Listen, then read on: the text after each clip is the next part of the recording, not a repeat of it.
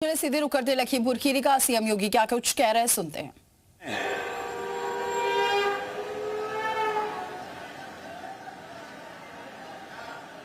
इन सभी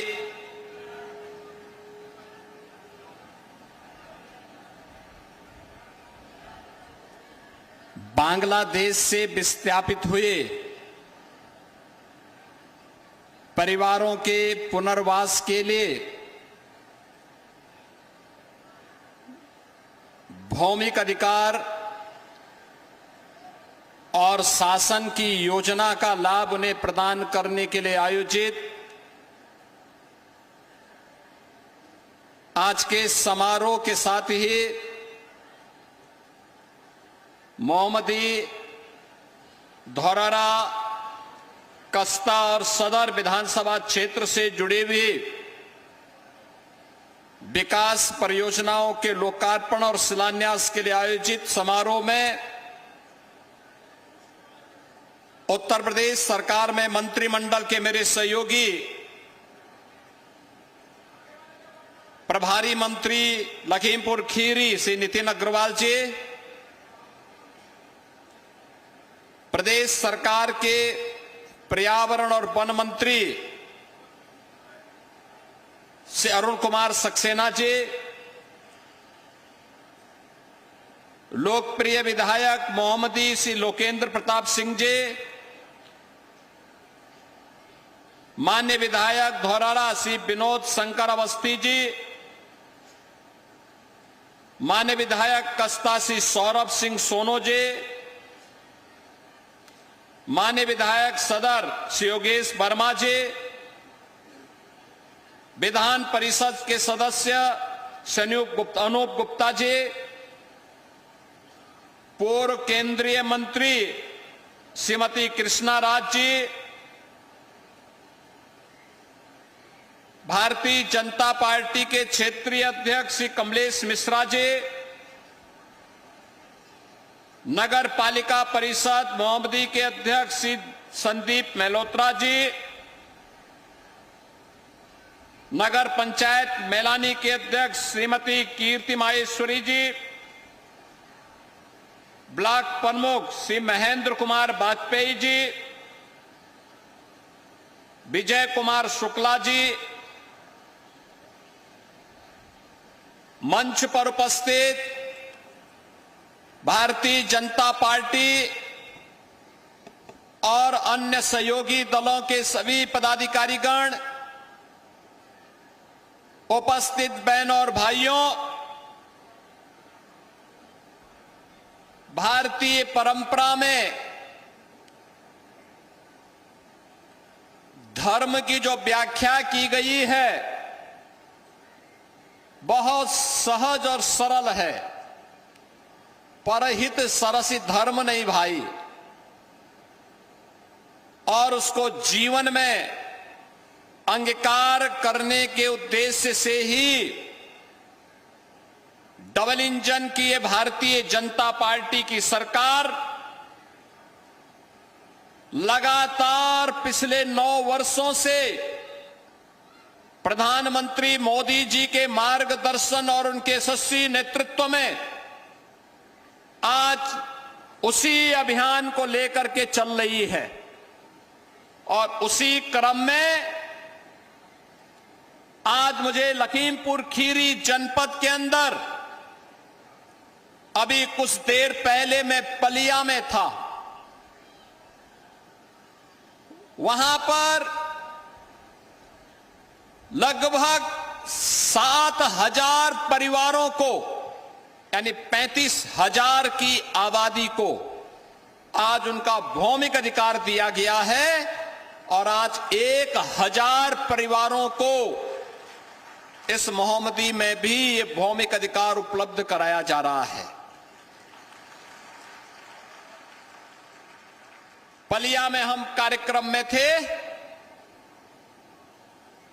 पलिया का कार्यक्रम थारू जनजाति से जुड़े हुए लोगों के सम्मान और उनके भौमिक अधिकार से जुड़ा हुआ था।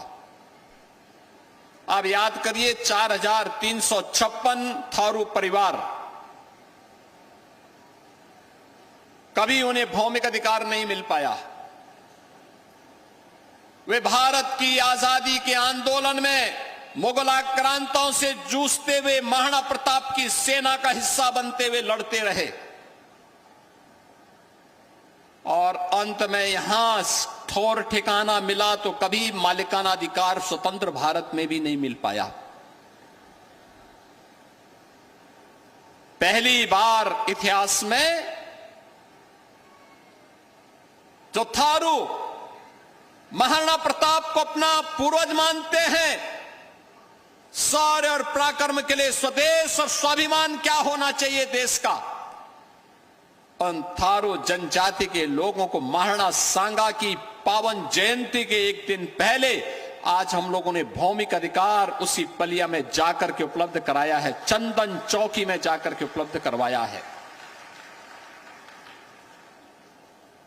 देश की आजादी की लड़ाई में योगदान देने वाले उन महान स्वतंत्रता संग्राम सेनानियों के पूर्वज वर्तमान वंशजों को, जिन्हें आज से 70 वर्ष पहले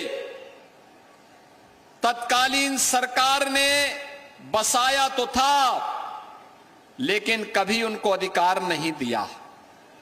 जमीन का अधिकार नहीं, मकान का अधिकार नहीं, राशन कार्ड का अधिकार नहीं। आज ऐसे 2350 से अधिक परिवारों को वहां पर भी उन स्वतंत्रता संग्राम सेनानियों को, जिन्होंने देश की आजादी के लिए अपना सर्वस्व न्यौछावर किया था, आज पलिया में उनको भी अधिकार पत्र देने के उपरांत मुझे अब मोहम्मदी में आकर के इस आयोजन के साथ जुड़ने का सौभाग्य प्राप्त हो रहा है।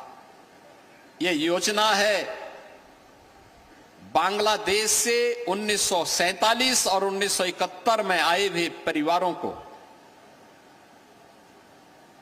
उनका अधिकार देने का। याद करिए, ये पापी पाकिस्तान अपने कर्मों से पहले भारत का विभाजन किया और फिर पाकिस्तान के भी टुकड़े हुए हैं। अभी अन्य टुकड़े होने के इंतजार भी करिए, पाकिस्तान और टुकड़ों में बंटने वाला है। लेकिन उस पापी पाकिस्तान के पाप की सजा मिली किसको?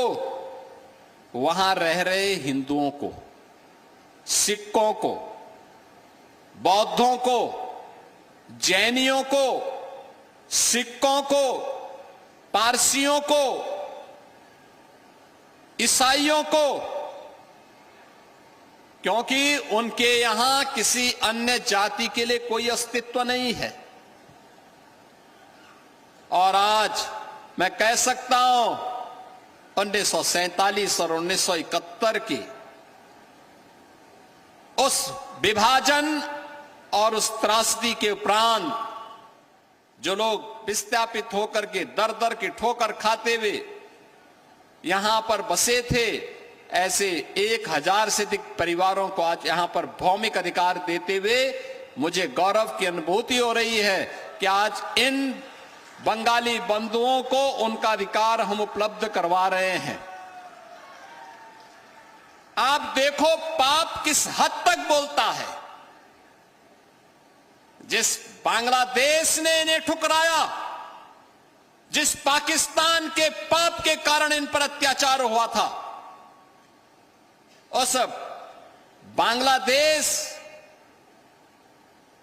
से विस्थापित होकर के उनकी जमीन पर, उनकी संपत्ति पर, उनकी पैतृक संपत्ति पर वहां के दरिंदों ने कब्जा किया।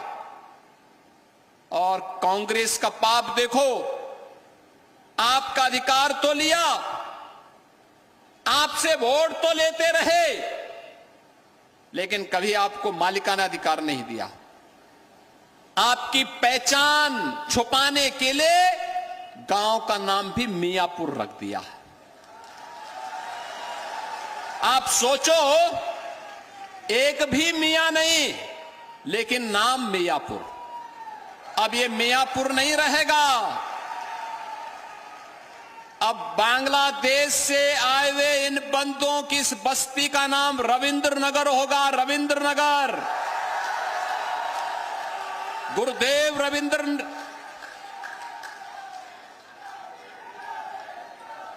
बहनों और भाइयों, भारत को राष्ट्रगान देने वाले गुरुदेव रविंद्रनाथ ठाकुर के नाम पर अब आपकी पहचान होगी रविंद्र नगर के रूप में। बंगाल की भूमि तो भारत की आध्यात्मिक और विरासत की भूमि है। भारत को राष्ट्रगान गुरुदेव रविंद्रनाथ ठाकुर ने दिया और भारत का राष्ट्रगीत भी बंकिम चंद्र चट्टोपाध्याय जी ने दिया।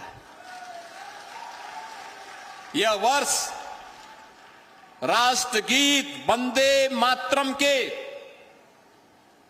150 वर्ष पूर्ण होने का वर्ष है और इस वर्ष में आपको अपने जिस जमीन पर आप आज से दशकों पहले आकर के बस रहे थे लेकिन मालिकाना अधिकार नहीं मिला था, आज ये मालिकाना अधिकार उस भूमि का आपको प्राप्त हुआ है। इस अवसर पर मैं आप सबको हृदय से बधाई देता हूं, अपनी शुभकामनाएं देता हूं और दशकों पूर्व जो वायदा आपके साथ, अधूरे वायदे आपके थे, आज मोदी जी की ओर से उसको पूरा करने के लिए मैं आपके बीच आया हूं। आज उसी वायदे को, और ये वायदा ही नहीं है, ये न्याय, सम्मान और उस मानवीय पक्ष को लेकर के भी हम लोग आए हैं जो प्रधानमंत्री मोदी जी के सबके साथ और सबके विकास के उद्घोष में गूंजता है। आपके साथ ये न्याय है कि आपको अधिकार मिलना चाहिए और ये उस कहानी को भी कहता है। बहनों और भाइयों, ये उस बारे में भी हम सबका ध्यान आकर्षित करता है, हर भारतवासी का ध्यान आकर्षित करता है।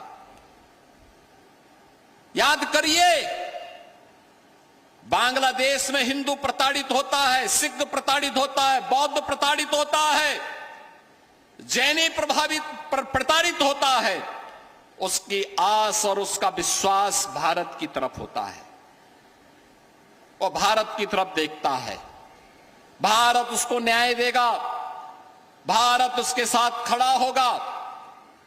भारत उसके साथ किस रूप में खड़ा हो रहा है, आज इस रूप में आप देख सकते हैं। जब आपको भारत की धरती पर, यद्यपि आपके पूर्वज बांग्लादेश में रह रहे थे, लेकिन आपको मालिकाना अधिकार प्रधानमंत्री मोदी जी के कारण आज भारत में मिल रहा है। उत्तर प्रदेश की धरती में, लखीमपुर में उपलब्ध हो रहा है। यह है भारत की पहचान। इसलिए न्याय की लड़ाई है ये, सम्मान की इस लड़ाई को, स्वावलंबन की इस लड़ाई को और मानवता की इस लड़ाई को जो संघर्षों से आपने प्रारंभ की, आज सम्मान के साथ आप उसे प्राप्त कर रहे हैं। इसकी भी मैं आपको बधाई देने के लिए यहां पर आया हूं। बहनों और भाइयों, ये नए भारत का नया उत्तर प्रदेश उसी संवेदनशीलता, प्रतिबद्धता और उसी सुशासन की एक नई पहचान बन रहा है। याद करिए किस किस प्रकार की त्रासदी थी 1971 में, 1973 में, 1976 और 1978 में। आप यहां पर आए, आप केवल सीमा पार करके नहीं आए थे, अपने साथ टूटे हुए सपनों को और उसकी पीड़ा लेकर के आए थे। बिछड़े हुए अपनों की यादें और एक अनिश्चित भविष्य लेकर के आए थे। आपने अपना घर छोड़ा, अपनी मर्जी से नहीं, आपको अपना घर छुड़वा दिया गया, क्योंकि उन दरिंदों ने आपके घरों पर कब्जा कर लिया था, जो आज भी बांग्लादेश में हिंदुओं की निर्मम हत्या कर रहे हैं। उन्हीं लोगों ने आपकी प्रॉपर्टी पे कब्जा किया था। वहां पर अपनी जमीन छोड़ने के लिए आपको मजबूर कर दिया गया, आपकी आजीविका छीनी गई और आपको आपके अपनों की यादों को पीछे छोड़ना पड़ा था। मैं देख रहा था यहां पर, लेकिन इस सब के बावजूद एक आशा थी कि भारत में ठौर और ठिकाना मिलेगा, भारत में सम्मान मिलेगा। और याद करिए आपको उस बांग्लादेश ने, उस पाकिस्तान ने नहीं अपनाया। आप हिंदू थे तो हिंदुस्तान ने ही आपको अपने गले से लगाया। आप सिख थे, आपको हिंदुस्तान ने ही अपने गले से लगाया। आप बौद्ध और जैनी और पारसी थे तो हिंदुस्तान ने ही आपको अपने गले से लगाया। संघर्ष से जो आप सबल बनने की आपकी यात्रा थी, इस शून्य से शिखर तक की यात्रा भी है। याद करिए, जब आप आए थे कुछ भी नहीं था आपके पास, पहनने के लिए कपड़े नहीं थे, कुछ भी सहारा नहीं था। और आज मैं देख रहा था, यहां पर हमने देखा है, ये केवल एक आपकी विस्थापन की कहानी नहीं थी, केवल आपकी अपनी एक अपनों से बिछड़ने की कहानी नहीं थी, एक साहस का था, संघर्ष का था, अदम्य जीवटता की भी एक अमर गाथा है ये। आप सोचो, अगर आप बांग्लादेश से नहीं आते क्या होता आपके साथ, क्या होता? पाकिस्तान से नहीं आते क्या होता? ये हिंदुओं की सहिष्णुता देखिए। आप आए, किसी ने आपकी जाति नहीं पूछी, किसी ने आपका संप्रदाय नहीं पूछा, किसी ने आपका मत नहीं पूछा, उन्होंने गले से आपको लगाया, अपने साथ जोड़ा और अपने साथ रहने, एक साथ मिलकर के जीवन को आगे गुजर बसर चलाने के लिए आपके साथ चले, बढ़े और आपके लिए संघर्ष किए। आप सोचो, मोहम्मदी के विधायक लोकेंद्र प्रताप सिंह संघर्ष नहीं करते तो क्या आपको आपका अधिकार मिल जाता?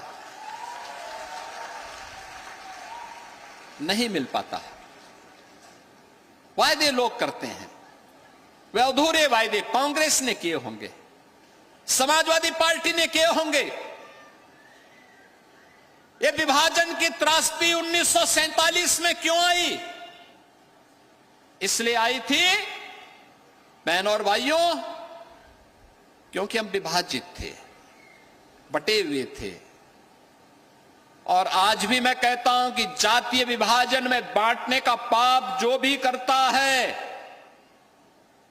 वह जातीय विभाजन में बांट करके जो समाज के सामाजिक ताने बाने को छिन्न भिन्न करता है, वह केवल पाप ही नहीं कर रहा है, उससे बड़ा देशद्रोही कोई दूसरा है ही नहीं। वो देश के साथ विश्वासघात कर रहा है, आने वाली पीढ़ी के भविष्य के साथ विश्वासघात कर रहा है। जो जाति, मत और संप्रदाय के आधार पर समाज को बांटता है। पाकिस्तान का बनना और विभाजन की वो त्रासदी 1947 की भारत विभाजन की हो या 1971 की बांग्लादेश युद्ध के दौरान विस्थापित हुए इन हिंदुओं की त्रासदी, सिखों की त्रासदी, बौद्धों और जैनियों की त्रासदी, ये उसी रूप में हम सबको देखने को मिली है। 1031 परिवार, याद करिए, इनकी संख्या आज बढ़कर के लगभग 5000 यानी 5000 से ज्यादा हो गई। 5000 से अधिक परिवार यहां पर, लोग यहां पर रहते हैं। इन लोगों को कभी उसका अधिकार नहीं मिल पाया। और आज यह एक क्षण है हमारे साथ, एक महत्वपूर्ण निर्णय, आपके संघर्ष को उचित मंच पर ले जाने का निर्णय। जिसको यहां के विधायक ने, यहां के हमारे जनप्रतिनिधियों ने आगे बढ़ाया, मेरे पास आया, मोदी जी ने कानून पास किया और इन विभाजनकारी लोगों के चेहरे को तो देखो। जिस सिटीजनशिप अमेंडमेंट एक्ट के अंतर्गत आपको हमें अधिकार प्रदान कर रहे हैं, इसका विरोध कांग्रेस ने भी किया था और समाजवादी पार्टी ने भी किया था। ये लोग नहीं चाहते थे कि हिंदुओं को, सिखों को, बौद्धों को, जैनियों को अधिकार मिले, क्योंकि ये तो तुष्टीकरण के पोषक है। जब हम लौह पुरुष सरदार वल्लभ भाई पटेल की जयंती मनाते हैं, तब समाजवादी पार्टी देश के तोड़क जिन्ना के प्रति उसका महिमा मंडन करते हैं। जब हम एकजुट होने का आह्वान करते हैं, तब ये जातीय विभाजन में समाज के सामाजिक ताने बाने को छिन्न भिन्न करने का पाप करते हैं। और ये वही लोग हैं, इसलिए केवल एक निर्णय नहीं है बहनों और भाइयों, ये न्याय का वह क्षण है जिसने इतिहास की अधूरी तमन्ना को पूरा किया है। वह क्षण आया है। आने वाला समय जब कभी पूछेगा कभी कि बंगाली बोलने वाले इतनी बड़ी संख्या में लोग कहां से आए हैं, और उस समय बताना फिर, यानी ये लोग अपनी भूमि को इनको विस्थापित किया गया, लेकिन लखीमपुर ने उन्हें अपनाया है, उत्तर प्रदेश की धरती ने उन्हें अपनाया है। आज पसीने को उसका अधिकार मिला है। बहनों और भाइयों, जो पसीना इन जनप्रतिनिधियों ने बहाया है, जो संघर्ष आपने किया है, उस संघर्ष को संबल मिला है, क्योंकि पसीने को अधिकार दिलाने का काम हमारे जनप्रतिनिधि किए हैं। परिश्रम को परिणति तक बदलते हुए आप अपनी आंखों से देख रहे हैं। संघर्ष उसकी पहचान को मिल रही है और आपके भविष्य को अब एक स्थायित्व मिला है। अब कोई आपको यहां से विस्थापित नहीं कर सकता, क्योंकि मोदी जी के सिटीजनशिप अमेंडमेंट एक्ट ने, नागरिकता संशोधन विधेयक ने आपको अधिकार दे दिया है। यह अधिकार दे दिया है। ये कांग्रेस, ये समाजवादी पार्टी, ये टीएमसी इसका विरोध करती थी। ये कहती थी ये कानून नहीं बनना चाहिए। हमने तो उस समय मोदी जी ने कहा, याद करिए 2019-20 में कितना लंबा संघर्ष चल रहा था। दिल्ली में महीनों सिटीजनशिप अमेंडमेंट एक्ट को लेकर के धरना प्रदर्शन कर रहे थे। इसके विरोध में सड़कें जाम थी। शाहीन बाग में महीनों तक कांग्रेस, सपा, टीएमसी और उनके लोग धरना प्रदर्शन करके इस कानून में बाधा पैदा कर रहे थे। लेकिन मोदी जी हैं कि हटने वाले नहीं पीछे। वे हटे नहीं, डिगे नहीं। उन्होंने कहा यह अधिकार हिंदुओं को, बौद्धों को, सिखों को, जैनियों को प्राप्त होना ही चाहिए। और आज उसी की बदौलत हम लोगों ने निर्णय लिया और आज ये अधिकार पत्र हम आप सबको यहां प्रदान कर रहे हैं। अब आप बहनों और भाइयों अपनी जमीन के वास्तविक मालिक बन गए हैं। अब आपको सुरक्षा की गारंटी मिल गई। एक सुरक्षित और स्थिर जीवन की एक गारंटी मिल गई है, और यही मोदी की गारंटी भी है। आपके बच्चों के भविष्य को एक सुदृढ़ नींव मिल गई है। कोई उन्हें वंचित नहीं कर सकता, भगा नहीं सकता। अब कोई आपको बांग्लादेशी नहीं बोलेगा, बांग्ला भाषी बोलेंगे, क्योंकि बांग्ला भाषी भी भारत का नागरिक है। और यह अधिकार आज आपको प्राप्त हुआ है। बहनों और भाइयों, ये डबल इंजन की सरकार जो कहती है हर हाथ को काम, हर नागरिक को अधिकार, सरकार के उसी विजन को आगे बढ़ाने के लिए हर परिवार को सम्मान दिलाने के लिए आज हम लोगों ने उन कार्यक्रमों को आगे बढ़ाया है। आज जब यहां पर हम लोग आए हैं और सचमुच में देख रहा था यहां पर इन परिवारों को उनका हक मिला है। आज ये सभी बांग्ला भाषी परिवार पूरे आत्म गौरव के साथ, सम्मान के साथ न केवल अपने वर्तमान को बल्कि भविष्य को भी उस सुनहरे सपने को आगे बढ़ने का पूरे अभिमान के साथ आगे बढ़ सकते हैं। उस समय आपने देखा होगा 1947 हो या 1971 किस प्रकार की मजहबी कट्टरता ने हिंदुओं और सिखों के सपनों को चकनाचूर करने का काम किया था, किस रूप में किया था। लेकिन अब कोई आप पे अत्याचार नहीं कर सकता, ये हम तो गारंटी दे सकते हैं। अब कोई तुष्टीकरण के नाम पर आपको बहका नहीं सकता है और अब कोई आपके मोहल्ले का नाम गुलामी के प्रतीकों के आधार पर भी नहीं रख सकता है, अब नहीं रख सकता है। अब आपकी पहचान को कोई समाप्त नहीं कर सकता है। हम लोगों ने विभाजन एक था लेकिन न्याय दो तरह का। बहनों और भाइयों, वो दो तरह का न्याय था। आपको सही मायने में न्याय नहीं दे पा रहे थे। क्या हुआ? पाकिस्तान बना, हिंदुओं का नरसंहार हुआ, सिखों का नरसंहार हुआ। बांग्लादेश बना, फिर हिंदुओं का नरसंहार हुआ। लगातार आप देख रहे हैं, न कांग्रेस बोलती है, न समाजवादी पार्टी बोलती है, न टीएमसी बोलती है। इन सब के मुंह सिले हुए हैं क्योंकि मरने वाला हिंदू, सिख, बौद्ध और जैनी है। इनके लिए इनके मुंह नहीं खुलेंगे। उनकी संपत्ति पर हो रहे कब्जे या हुए कब्जे के बारे में इनका मुंह नहीं खुल सकता। जब बांग्लादेश में कोई हिंदू या सिख जलाया जाता है, इनके मुंह नहीं खुलते, ये मौन हो जाते हैं, क्योंकि जिस तुष्टीकरण के कारण ये लोग राजनीति करते आए हैं, वो तुष्टीकरण इनके अस्तित्व के सामने कहीं संकट न खड़ा कर दे, इसलिए इनका मुंह बंद हो जाता है। इनके ओंठ सिल लिए जाते हैं, ये नहीं बोल सकते।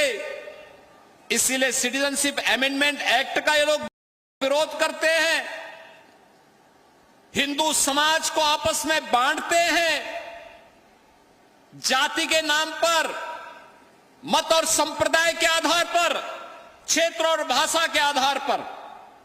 याद करिए, इन 70 वर्षों में, 75 वर्षों में कांग्रेस ने आपसे वोट लिया लेकिन अधिकार नहीं दिया। ये लोग तो अपने तो किए नहीं। जब मोदी जी के नेतृत्व की सरकार कुछ कर रही थी तो उसका भी विरोध कर रही थी। इन्होंने लगातार उसका विरोध किया।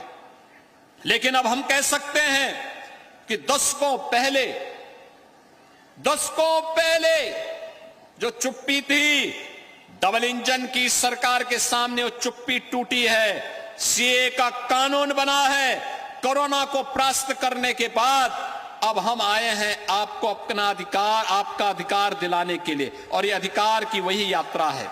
बहनों और भाइयों, यहां पर लखीमपुर खीरी, गोला, धौरारा और मोहम्मदी में बसे हुए इन सभी परिवारों को, यानी जो लगभग 1031 परिवार हैं, इन परिवारों को 542 हेक्टेयर भूमि का मालिक बनाने के लिए आज हम सब यहां पर आए हैं।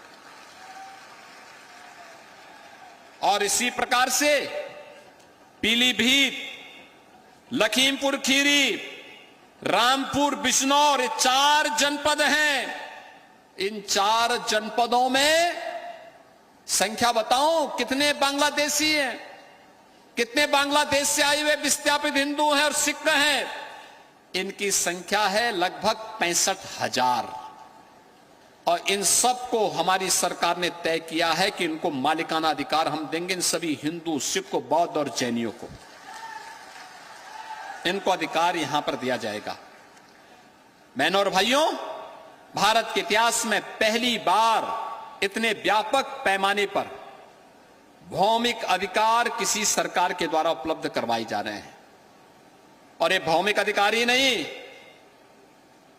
यह स्वावलंबन का भी है, स्वच्छता का भी है, शिक्षा का भी है, स्वास्थ्य का भी है।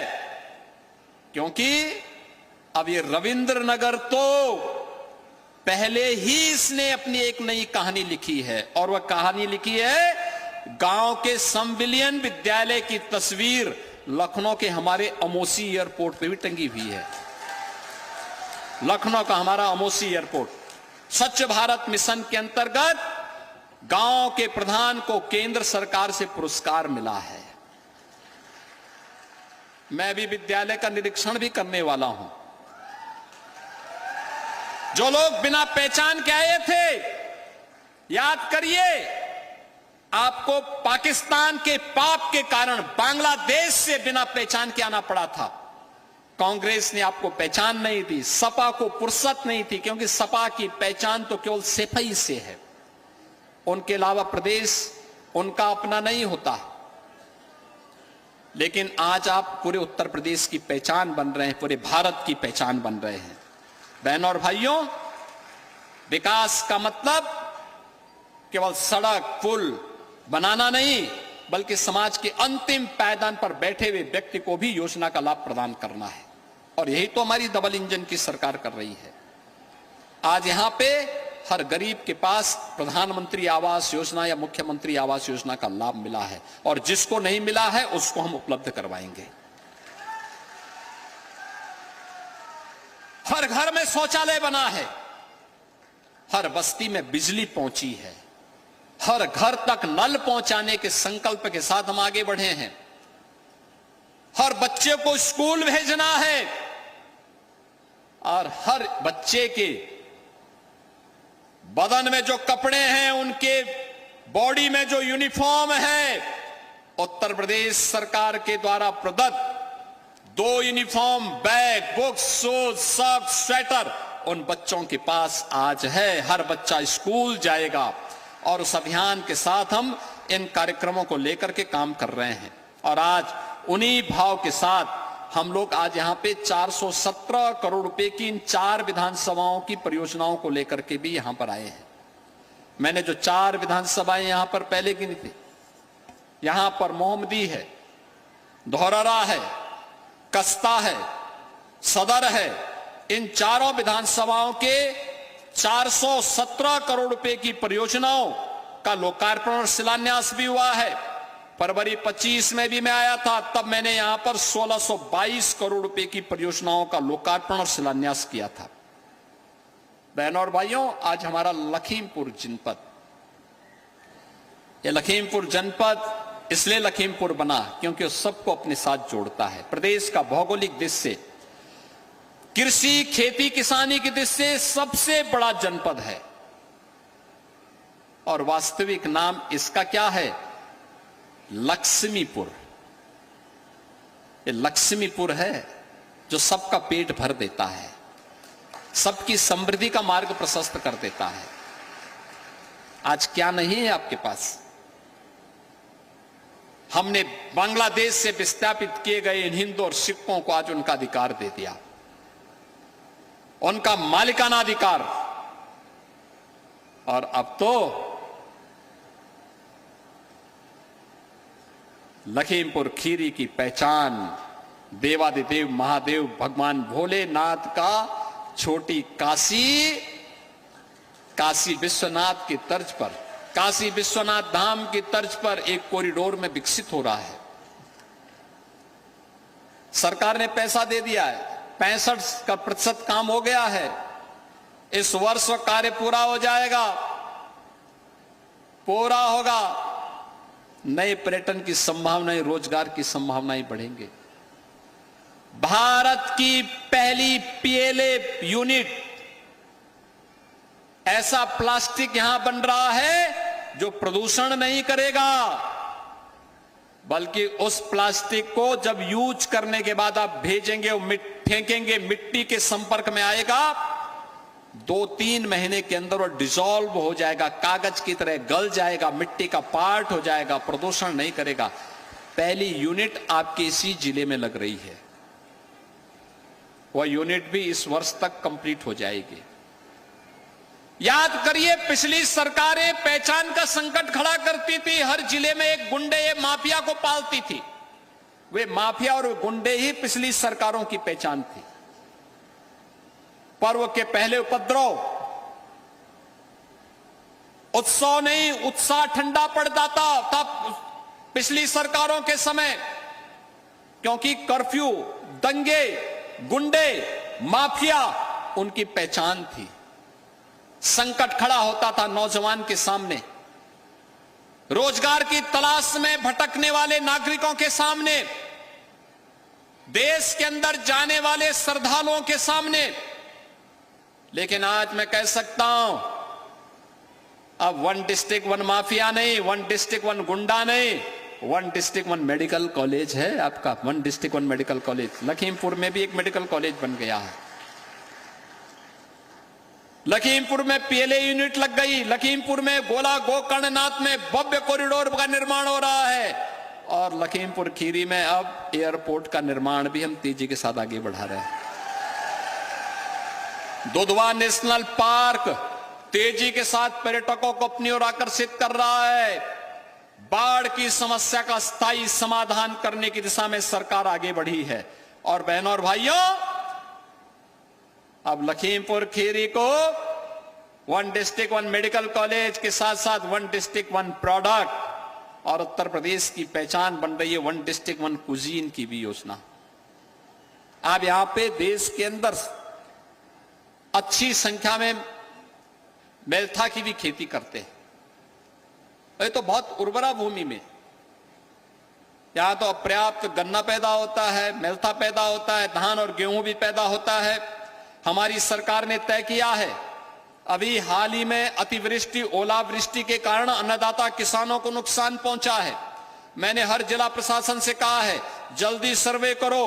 प्रधानमंत्री फसल बीमा योजना के साथ साथ आपदा राहत से भी उन सबको सहायता मिलनी चाहिए, सब किसान को सहायता मिलनी चाहिए। हमने तय किया है, जनहानि पर तत्काल 24 घंटे के अंदर संबंधित जनप्रतिनिधि के माध्यम से उनको राशि मिल जानी चाहिए। और यही नहीं, पशु हानि पर भी मुआवजा की राशि तत्काल मिले। अग्निकांड की चपेट में फसल आ गई तो मंडी समिति तत्काल मुआवजा दे। अग्निकांड की चपेट में किसी गरीब का घर किसी आंधी तूफान की चपेट में आ गया है, तो उन परिवारों को भी मुख्यमंत्री आवास योजना में एक आवास तत्काल उपलब्ध करवाने की तैयारी करें। आज मैं देख रहा था मंच पर किसान सम्मान निधि का लाभ भी मिल रहा था, मंच पर आयुष्मान भारत की सुविधा का लाभ भी मिल रहा था, आवास योजना का लाभ भी मिल रहा था, और सीएम युवा के अंतर्गत युवा उद्यमी बनने का भी लाभ प्राप्त हो रहा था। ये काम पिछली सरकार भी तो कर सकती थी, लेकिन बहनों और भाइयों नहीं करती थी। मुझे एक और बात बताई गई, ये जो तहसील है ना, इस तहसील में केतकी का फूल खिलता है, जो कहते हैं दुनिया में कहीं नहीं खिलता है। इसको भी पहचान दिलाएंगे, एक पहचान। हाँ, इसके लिए भी हमने पैसा दे दिया है। विधायक जी कह रहे थे पैसा, यहां पैसा दे दिया है। और बहनों और भाइयों, इसीलिए आज मैं आपके बीच आया हूं आपसे कहने के लिए कि जो माफिया का संकट था, गुंडों का संकट था, माफिया मिल गए मिट्टी में। अब माफिया सिर नहीं उठा सकता यूपी में। वे गए जहां की यात्रा भी जाना था। अब आपकी पहचान मेडिकल कॉलेज से होगी। अब आपकी पहचान विकास से होगी और उसी विकास को आगे बढ़ाने के लिए आज बहनों और भाइयों हम सब यहां पर उपस्थित हुए हैं। यही तो डबल इंजन सरकार की अपनी एक संकल्प शक्ति है, जो आपको आपकी पहचान दिलाने के लिए, आपका अधिकार दिलाने के लिए, आपके आने वाली पीढ़ी के भविष्य को उज्जवल बनाने के लिए और डबल इंजन की डबल स्पीड का लाभ बिना भेदभाव के आप सबको प्राप्त हो सके, इसके लिए उपलब्ध हुई है। मैं यहां पर उपस्थित आप सभी से इस बारे में जरूर कहूंगा, जब भी विभाजन होगा तो हमारे सामने ऐसी त्रासदी देखने को मिलेगी जैसे हमारे इन बांग्लादेशी बंधुओं के सामने कभी हुआ था। वह त्रासदी किसी के सामने ना आने पाए, इसी के लिए मैं कहता हूं कि जाति में मत बंटिए, क्षेत्र में मत बंटिए। मोदी जी की योजना का लाभ बिना भेदभाव के सबका साथ और सबके विकास के साथ मिल रहा है। न जाति देखी, न क्षेत्र देखा, न भाषा देखा। हर दलित, हर वंचित, हर पिछड़ा, हर नागरिक को उसका अधिकार मिल रहा है।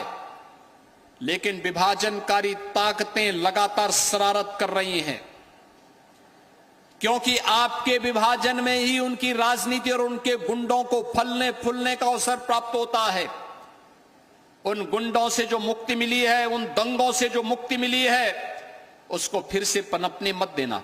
और यही कहने के लिए आज मैं आपके बीच आया हूं कि नया भारत का नया उत्तर प्रदेश, एक भारत श्रेष्ठ भारत के रूप में उत्तर प्रदेश भी उसमें ग्रोथ इंजन के रूप में काम करने के लिए आज अपने आप को तैयार कर रहा है और उसमें आप सबकी भूमिका महत्वपूर्ण हो जाती है। आज जिन परिवारों को यह योजना का लाभ मिल रहा है, उन सभी परिवारों को मैं आज के अवसर पर इन सभी योजनाओं का लाभ प्रदान होने के अवसर पर एक बार फिर से अपनी बधाई देता हूं, अपनी शुभकामनाएं देता हूं और आप सबसे इस बारे में कहूंगा, अपनी पहचान को बनाए रखना। आपकी पहचान यहां पर आई है हिंदू सनातन संस्कृति के साथ साथ, उसके साथ बंगाल की धुन जरूर बनी रहनी चाहिए, रविंद्र संगीत भी रहना चाहिए, उसके साथ में जुड़ना चाहिए।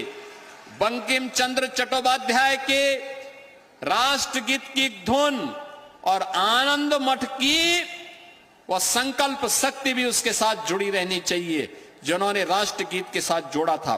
इस भावना के साथ मैं आज के इस अवसर पर आप सभी को, जिन 1000 परिवारों को आज उनका हक मिला है, उन 1031 परिवारों को, यानी 5000 से अधिक लोग उससे लाभान्वित हुए हैं, उनको बधाई देता हूं।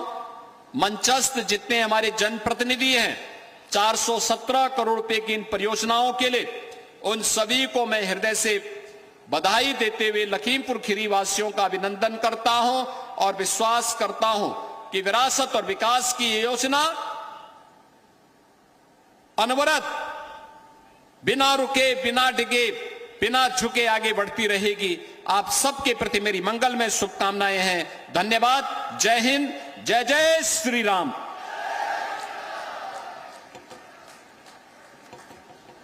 और लखीमपुर में लगातार आपको बता दें कई 2 सभाओं को उन्होंने संबोधित कर दिया है और कई कार्यक्रमों में उन्होंने इससे पहले हिस्सा लिया, सौगात भी दी है। ये तस्वीरें हम आपको दिखा रहे हैं। तो सीएम योगी की सौगात, 417 करोड़ की परियोजनाओं की सौगात दी गई है।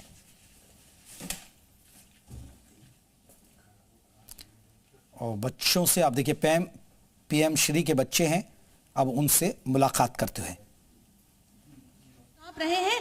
आप सब एक बार जोरदार तालियां मंच तक पहुंचाएं हमारे इन बच्चों के लिए, नौनिहालों के लिए।